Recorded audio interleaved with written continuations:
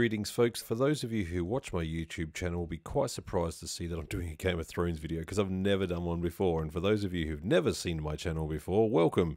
I normally don't do Game of Thrones videos as I just stated. What I actually do is music videos and interviews with rock stars, and I get to do some fun stuff, so have a look through my channel if you so wish, and please subscribe because have a look at this. So here is King's Landing episode 5. I'm going to fade through. There is episode 6. There is so many frames to go through and the difference between the two, the before and after of the destruction, how well they did this intro. Make sure you subscribe and come back and watch this. This is going to blow your mind. I'm going to show you through here and show you the differences from episode 1 to episode 2 to episode 3, 4, 5, and 6. So you can actually see what happened in the opening for each episode of the show for season 8. I'm not going to get into any of the politics about why people did or didn't like the season. This is just simply about the opening. So let's go through and have a look. So it starts out identical. I've gone through most of this frame by frame here to try and figure out if there's anything a little bit different somewhere inside of here, and I haven't seen it. By the way, if you do notice anything that I missed, feel free to comment down below like everybody likes to do with Game of Thrones videos anyway. Then here it's identical. Now obviously when we first saw the intro we were all quite gobsmacked by here where the wall is being shown having come down. I mean, it was so cool at the end of season 7, and we just were like, wow, when this intro first came out.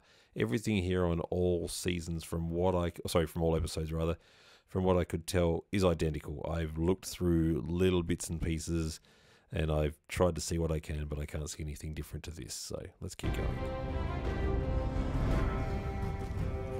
Now you will notice here, go back a couple of frames so it's clearer, Lena Headey is the first actress up on episode 1, episode 2 is Emilia Clarke, and you can see through the rest yourself that it will change the order of the actors. Now this is the very first thing that differs, so we were all amazed when these tiles came over here for showing winter is coming. In episode 2, winter was already here and so on through. The changes do actually change from episode to episode. There is a couple of actual overlaps that do go over 3 different episodes, which you'll see coming up. But that was the very first thing that I noticed here is the change there. So the tiles come. Now, here when we go through, this is one of those 3 I was talking about before. So here we're still building. If I just go back a little bit. All right, so we're still building on everything here. We go through here and it all looks the same between episode 2 and episode 3, but what does change is once we get past Last Heath, what you find here is that the ground down below on the outside here is still plain, and then here we've got snow tiles coming through. The tiles there, well, I mean, it's tiles, it's the way they've done the decoration for the bringing in of the scene, and yet here it's grey the entire way here because winter doesn't quite get to Last Heath in the same way in the beginning. So that's one cool thing. Then as we go down here, obviously you can see once again the tiles there, the tiles versus here, and here the tiles are coming through. Down here on episode 4, they've finished, so there's actually 4 episodes with differences in them between each.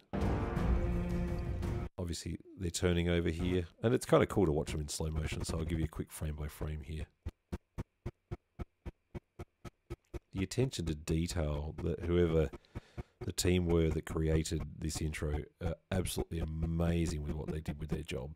There you go. So you can see them coming through there. You can see them already turned over here. And it looks super cool. So nothing continues on down here. A little bit starts here and you can see there's more here. And then by episode 4 all the way through, you can see it's gone. Now, here's a difference that I didn't even notice until I had gotten onto my editor here. By the way, for those of you who are watching who know anything about video editing and wondering what I'm doing this on, this is on Final Cut Pro 10 or Final FCPX for that matter. I love using this software. You can see here that as you're approaching Winterfell, I can't remember the name of that particular part of the building, but you can see on the first 3 episodes it is down, and on the 4th, 5th, and 6th episode, it is up, which is really cool in the next scene. I'm going to get back to this part here in just a moment. So there it comes round. But you can see here on the further episodes that it's already up, whereas here, watch what happens. You can see it starts turning at this point here. So if I go frame by frame back, try and have a look at episodes 1, 2, and 3 here for this. You can see if we go forward now, the rotation is happening. And then when you get into this next scene here, we see the weirwood tree. The rotation is happening and it's actually being raised and coming up, whereas here in the other episodes it's already raised up. Now let's go backwards, back to where we were, and we'll go over the other details that come through here too. We have here the preparations for the battle, which don't occur obviously in episode 1. Episode 2 there's preparations, episode 3 they're up. Winter is almost basically down here. It's interesting in the way they do this, because there's some parts that foreshadow what's coming in the episode and some parts that hark back to what happens in the previous episode. And then obviously down here for episode 4, 5 and 6 you've got where the cremations happened later, but here they're, by my estimations anyway, battlements getting ready. The other thing that I like here is you've got the outer rim of Winterfell, and here you've obviously got the stakes that are in the ground. And they're lit up, which is an interesting thing here too, because they're glowing here for episode 2, which is interesting because Melisandre hadn't lit them up yet. They are lit in episode 3, which is when she does light them up. But episode 4, 5 and 6, they're already dark because the battle is over. I don't know why it's lit up here in episode 2. It just doesn't make sense, but hey, it's cool. It's still a great intro. You can also see that they had these parts ready here, but they hadn't actually turned them around when they were making the intro for episode 1, but then they had turned them around here for episode 3. But if I go back a little bit here, you can see them opening in episode 2 and 3. So it's the same thing in episode 2 and 3. And if you go a little bit of slow-mo, that's a backwards, so we'll go forward. The way they open up here and they open up down the side here is really cool. I've looked over this scene here, and aside from this part that I mentioned earlier, raising up, if anybody sees anything, please point it out and let me know. It's kind of like when you're a kid doing those spot the difference games. Oh, I did just notice something now here. This thing here, what part that is I'm not sure, but those 3 things are not sticking out here, here or here. I guess possibly destruction from the battle. I'm not really certain what's going on there, but there is a slight difference there too.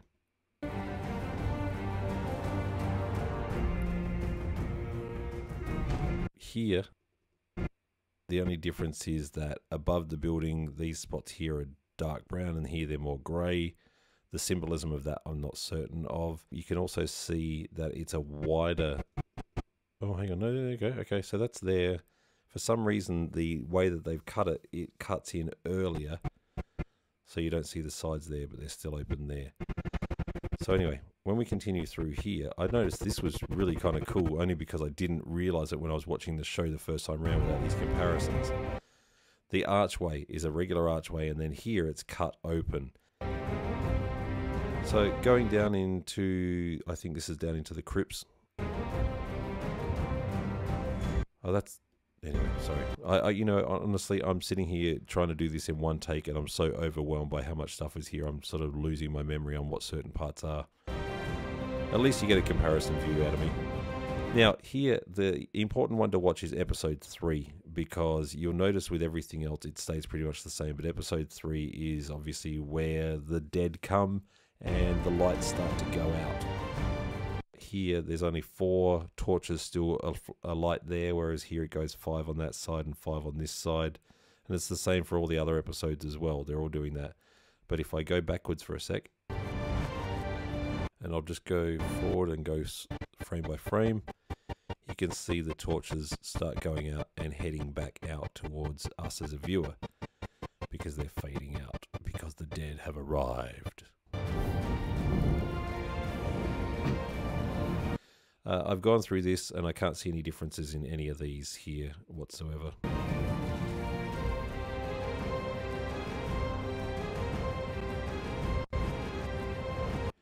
Give you all a chance to check and see if you can notice anything here.